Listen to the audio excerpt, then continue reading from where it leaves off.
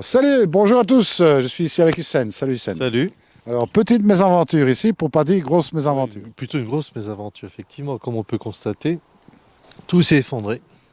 Eh oui, tout s'est effondré, tu m'as envoyé un petit mail. Bon, ça fait déjà longtemps qu'on est en contact. On était déjà en contact, oui, absolument. Donc je t'ai envoyé un mail et puis des photos pour te dire le gros problème que j'avais au niveau du bassin. Donc comme on peut le constater, tout s'est effondré.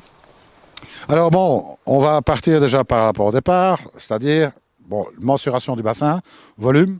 Alors volume, il y a 48 mètres cubes. 48 mètres cubes, filtration avec quand même assez complète, puisqu'on a ici un Nuozone, on a un filtre à tambour et une partie bio avec du calnès et du tapis japonais. Oui, c'est ça, exactement, oui. Bassin qui a été réalisé en PE, en polyéthylène. Oui, absolument, par une équipe allemande. C'est ça, bon. Ici, on a le créateur Guillaume qui fait des superbes faux rochers. Exactement, oui. Alors bon, moi je dis chapeau, parce qu'on voit souvent des faux rochers, mais ceux-là, ils me plaisent vraiment bien. Sympa, tu m'as montré d'autres photos. Peut-être que si un jour vous avez envie d'avoir des faux rochers, parce que tout simplement, il y a des difficultés d'accessibilité, c'est pas toujours évident de rentrer des rochers de plus d'une tonne dans un jardin non accessible, il y a moyen de les faire un petit peu n'importe où. Oui, exactement. Même si le bassin est en eau, je peux les concevoir, quoi. Donc, à retenir, bon, on ne va pas donner l'adresse de Guillaume, vous m'envoyez un petit mail, je communiquerai à Guillaume, donc il n'y a pas de souci. Donc, PE, bon, normalement, tu as tout et tout le reste. Bel aménagement de jardin ici. Absolument, oui, Belle tout à architecture. fait. Absolument. Moi, j'ai trouvé ça vraiment très sympa.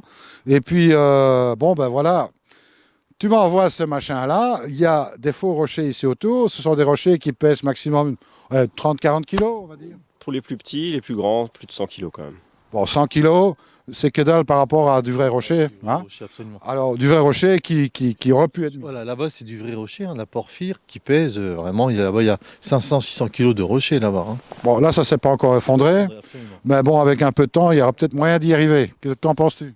Oui, il y a de grandes chances que le bassin n'étant pas stabilisé à l'arrière, tout va finir par s'effondrer sur tout le tour. Alors bon, ben écoute, Hussein, moi je t'ai répondu directement, sans que tu m'aies donné beaucoup d'informations. Je t'ai exactement expliqué. Je t'ai donné la cause, effectivement, sans que je t'ai donné d'autres informations. Tu m'as dit exactement ce qui s'était passé. Alors ici, Hussein, si on fait cette petite vidéo, ce n'est pas parce que bon, tu as un gros malheur. Et on n'est pas là pour critiquer qui a fait ce bassin. Malheureusement, je dirais que très malheureusement, ça arrive peut-être plus souvent qu'on imagine. Il ne faut pas que ça arrive, justement, parce qu'il y a des erreurs bêtes de base qu'il faudrait éviter, tout simplement. Et puis, c'est vrai que c'est quand même du temps de travail, de l'argent qui a été injecté dedans. Alors, si on peut éviter ça chez d'autres particulier, ce serait bien que la vidéo serve à quelque chose, quoi. Alors, ce genre de choses, ce n'est pas parce que c'est du PE que c'est arrivé. On peut avoir le même phénomène qui se produit avec du polyester, on peut avoir le même phénomène qui se produit... Enfin, le polyester, ça sera peut-être plus compliqué à réaliser, la partie verticale sans contrefort derrière, mais on peut avoir le même problème en EPDM. Pourquoi? Parce qu'ici, on a affaire à des parois verticales. C'est ça, absolument, tout à fait. Toutes les parois sont verticales, il n'y a aucune inclinaison. Oui. Exactement. Alors, dans un bassin classique, si on en a jamais parlé qu'il faut renforcer l'arrière, tout simplement parce que bien souvent on a une forme de bateau, si vous voulez, de bas de bateau. Donc on n'a pas des flancs à 90 degrés.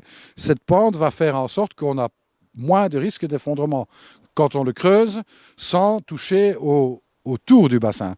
Si on a une partie qui est creusée plus large et qu'on fait du remblai avec de la terre, c'est tout à fait une catastrophe parce qu'à un moment donné, la terre va se tasser. Bon, on a évidemment connu ici un épisode assez prolongé de pluie. Tout à fait, oui, absolument. Pas loin de 3-4 semaines, mais de pluie intense. Oui, exactement. Donc, et là, évidemment, tout ça, ça a favorisé cet effondrement. Alors, Laurent, il va falloir un petit peu bosser maintenant. Oui, donc maintenant, il n'y a pas 50 solutions. Donc le bassin doit être démonté, il doit être recreusé pour être, tout ce qui s'est effondré dedans pour être retiré. Ensuite, il doit être complètement stabilisé sur tout le tour et remis avec des panneaux de PE. Parce que, étant donné qu'on va changer la forme du bassin et le refaire en rectangle, on ne va pas utiliser du PE de toute façon souple de 2 mm, on va utiliser des panneaux de 5 mm carrément. Donc dans ce cas-là, étant donné que c'est du 5 mm avec le stabilisé à l'arrière, il peut bien pleuvoir pendant 6 mois, ça ne changera strictement rien à la donne, étant donné qu'on est même capable de faire des bassins sur des sources dans ce cas-là. Exactement. Donc, bon, ici, évidemment, bon, on va profiter de l'occasion parce que, bon, ton filtre à tambour est en pompé. Absolument, oui, en mode pompé, oui. Alors ici, on va profiter pour passer tout en gravité. Gravitaire, c'est tout à fait ça. Alors, la grosse différence, c'est qu'on va faire aussi un bassin qui sera 60 cm hors sol. Hors sol, absolument, oui. Alors, pourquoi tout ça? Pour une raison esthétique, pour le hors-sol et pour le gravitaire. Pourquoi? Parce que le filtre, je pense, va mieux fonctionner en mode gravitaire. Parce qu'en mode pompage, j'ai quand même eu des soucis au départ. Hein. Pour le tambour, tu Pour le parles. tambour, hein, absolument. J'en ai eu des soucis. À plusieurs fois, il fallait intervenir. Ensuite, il y a un technicien de la marque qui s'est déplacé pour reprogrammer le programmateur. Ensuite, il a commencé à fonctionner normalement. Mais ensuite, malheureusement, j'ai eu le problème d'éboulement. Ouais, c'est ça. Enfin bon, toujours est-il, c'est pas très grave. Moi, je crois que le principal avantage que tu vas avoir en passant en gravitaire, c'est que tu n'as plus de risque de perte d'eau suite à une rupture de canalisation. Absolument. Oui, j'ai eu beaucoup de pertes d'eau, effectivement. Ouais. Alors, tu auras beaucoup moins de perte d'eau. Ça, c'est déjà une première opération. Deuxièmement, tu vas aussi économiser en électricité, ce qui n'est pas négligeable, puisque, bon, il faut plus relever de l'eau. Et relever de l'eau, ça coûte toujours très cher. C'est sûr. Et comme je ne gagne pas assez de sous, donc si on veut Comme faire tout le des monde. économies, Bon, remarque, on est en France ici. Normalement, vous avez quand même une majoration exemplaire de votre feuille de paye. Hein, genre 30 ou 40 euros. surtout la nouvelle là, qui vient de sortir, là, absolument. Donc, ça devrait le faire. Bon, maintenant que le pouvoir d'achat est rétabli en France, enfin, on déconne, hein, mais bon, on peut un petit peu se foutre de vous, puisque nous, en Belgique, on n'a pas cette majoration. Nous, c'est plutôt le contraire. On a une majoration des taxes. Une taxation chez nous. Ah. Bon, chacun a son truc, hein, rassurez-vous, vous n'êtes pas prêts de nous rattraper, on est encore beaucoup plus taxés que vous. Donc voilà, ça c'est pour la petite histoire. Bon ben voilà, donc il va falloir enlever cette magnifique dalle hein, ici. Oui, c'est dommage. Hein. C'était un pont en ardoise. en ardoise, absolument. Un seul élément qui vient du Portugal, pour la petite histoire. Elle fait 4 mètres sur 1 mètre, Ouais. pour un poids de 1230 kg. Absolument. Ben voilà, c'est une superbe pièce que tu vas certainement pouvoir récupérer. Récupéré, oui, oui, absolument. Je vais peut-être faire un futur tombe avec.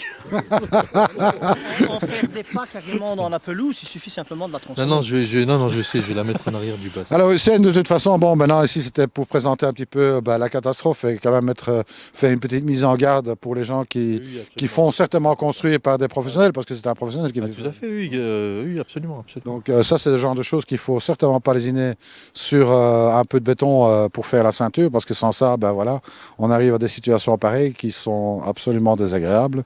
Et puis bon, voilà, une chance que Guillaume Voilà, a pu c'est ce que sauver. je veux dire. Je tiens quand même à remercier mon ami Guillaume, qui sans lui, j'aurais certainement perdu mes poissons. Hein. Effectivement, heureusement qu'il était là, hein. Vraiment, vraiment. Alors on fait un petit coucou à Annie aussi. Ah, Annie, oui. Hein Notre amie Annie. On a Ah, récupéré ses poissons. On a récupéré les poissons ici, donc moi je peux dire qu'ils vont très bien. Ouais, ils vont très bien, oui. Ah, donc c'était sympa, Annie. Bon, nous on s'est raté l'année passée, je vais passer chez toi au Tour de France, là. Et puis ça n'a pas pu se faire, mais rassure-toi, je passerai quand même. Hein. Ben, ça sera en 2018 au lieu de 2017. Mais on aura l'occasion de se voir. De toute façon, dans les Koi Shows aussi. Hein. Donc voilà. Alors, ben voilà, il ne reste plus qu'à mettre tout ça en œuvre. Moi, je propose, Hussein, quand c'est fini, qu'on refasse un petit Tout à tour. fait. Oui, absolument, avec plaisir. Hein. J'espère que tout va bien se passer. Mais bon, Laurent est là, donc je ne m'inquiète pas. Bah, disons qu'il va faire les choses dans les règles, hein, et comme ça doit être On fait. le fait comme ça doit être monté réellement, et tant pis pour le temps que ça prend, et quelquefois oui, ça a des coûts un petit peu plus importants, c'est vrai, mais, forcément, puisque remettre du béton, ça coûte un peu plus cher que remettre bêtement de la terre. Donc il y a quelquefois des coûts qui sont un petit peu plus importants, mais au moins on sait que ça tiendra à vie. Voilà. C'est justement l'avantage du PE, c'est que le PE, je peux le garantir 100 ans sur la matière. Donc, étant donné que je le garantis aussi longtemps, je ne peux pas me permettre de faire des bassins sur lesquels j'ai des problèmes au bout de 6 mois ou d'1 an ou même de 2 ans parce que ça va s'effondrer, se fissurer ou quoi que ce soit. Ça, c'est pas réalisable dans mon optique de vue. Bon, voilà, le Hussein, s'il garantit 100 ans, moi je te conseille quand même, peut-être de garder ta dalle. Oui, absolument, tout à fait. Oui, comme je regarde, absolument, hein, tout à fait. Hein. Ça peut servir hein, d'ici quelques années. Absolument. Allez, moi je vous dis à très très bientôt. Salut à tous et en attendant, surtout, ne soyez pas sages. Ne soyez pas sage, oui. C'est ça, passage. Ouais, c'est ça, exactement. Passage du tout. Allez, salut à tous.